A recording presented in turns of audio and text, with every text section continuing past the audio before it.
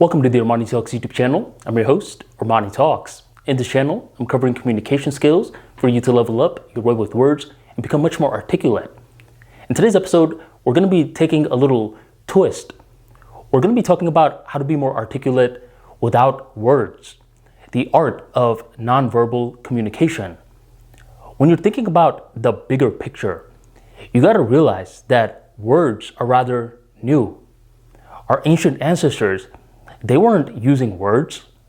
They were using their palms, their facial gestures, and more importantly, their tone.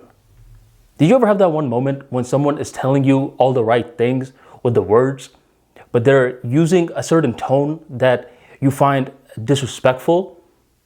In that situation, what will win out? The words or the tone? The tone. You're going to be like, hey man, watch your tone. And the other person will be like, what did I say? This person does not understand the bigger part of communication skills. Nonverbal communication is highly important, and I would argue that it's more important than the verbal side of it. Allow me to share a story real quick to share how important nonverbal is and how practical it is for you to learn. But first, go on and drop that like for me right on below. So I was driving in the Tampa roads, and this was one of those days where a few of the lanes were closed because construction, people were working on it. Added to this, there was a car accident that happened not too far away. So what's supposed to be let's say a 20-minute ride is ending up looking like an hour plus ride. I'm over here stuck, right? The radio, as usual, is playing garbage music. The Wi-Fi is low, so I'm not really getting much of a signal. And I'm over here just sitting, bored. And to my right, there's one of the construction people that's working on the road. There's a bunch of dust, right? I won't even risk putting my window down and to get that dust coming into my car. And I look at this guy. I would say he's this Spanish gentleman with one of those hard hat construction hats on. And he has a mallet or a hammer, whatever you call it. And suddenly he gets this mallet and he starts pounding on the road, right? And he's putting all his force into each strike. As he's doing this, I'm like, man, thank God I don't have to do a job like this. He seems like he's breaking a sweat.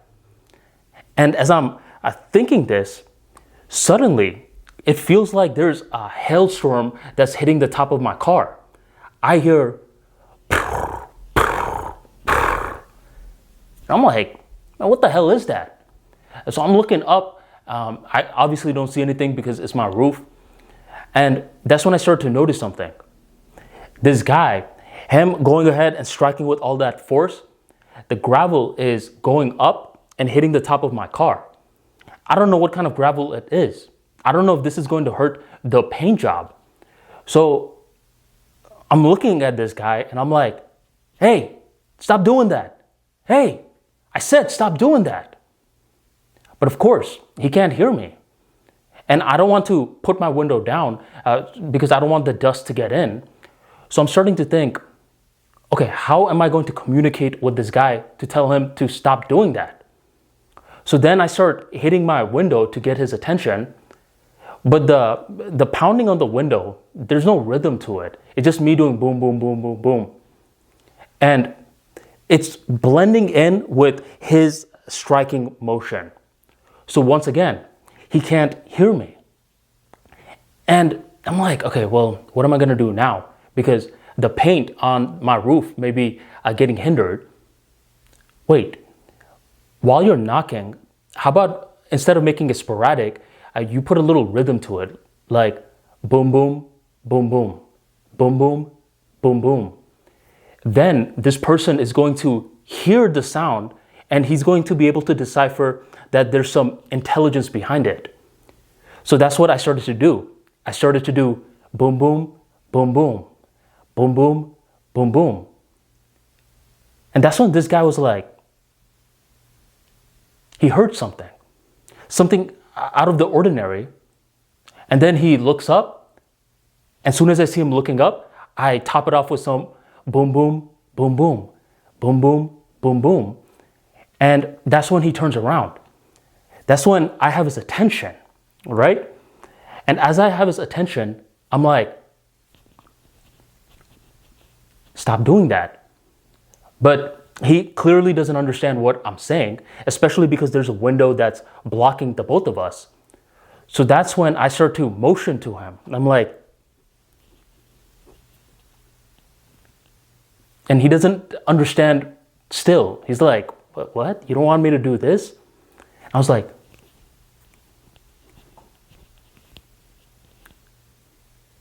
and he's sort of getting what I'm saying, I think. I mean, I'm just looking at a confused face at this point, going from super confusion to sort of thinking, right? And then I'm like I'm trying to point him to my roof. The gravel is hitting my roof. And that's when he's like, and it just hit him. You could just see that realization hitting his face. And he's like, he gave me that confirmation. So that's when he turns his body. And as he turns his body, now he's starting to hit the gravel again with the mallet. And this time, the gravel is going this way, not this way onto my car.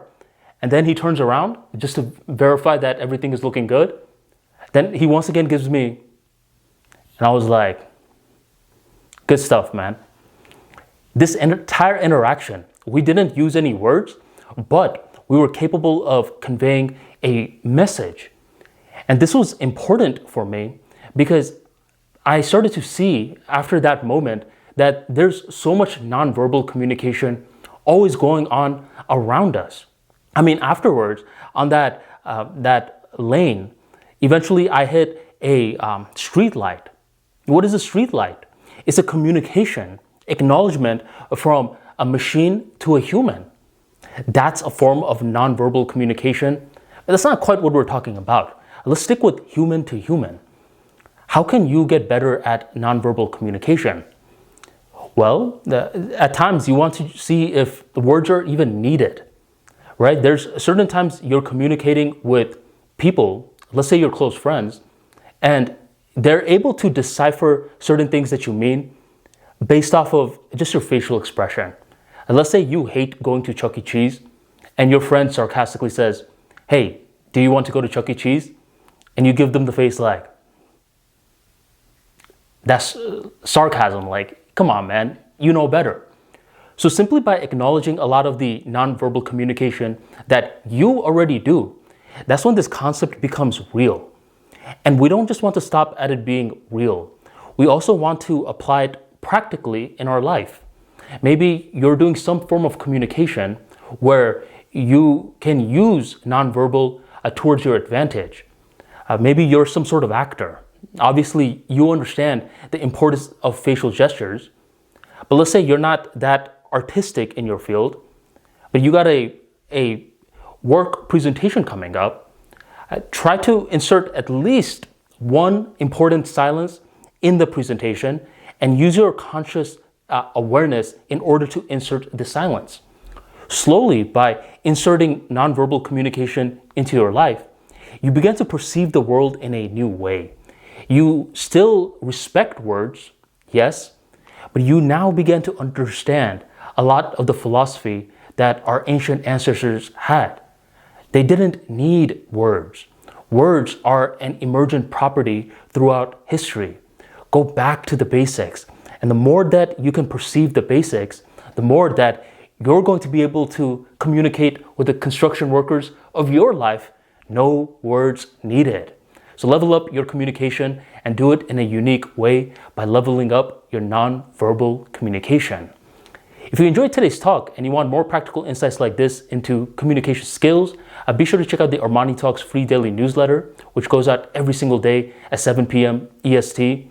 In this newsletter, I break down unique topics on body language, social skills, emotional intelligence, and much more.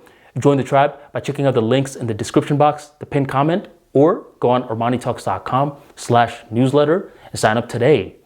Thank you very much for joining the Armani Talks YouTube channel, and I'll catch you next time.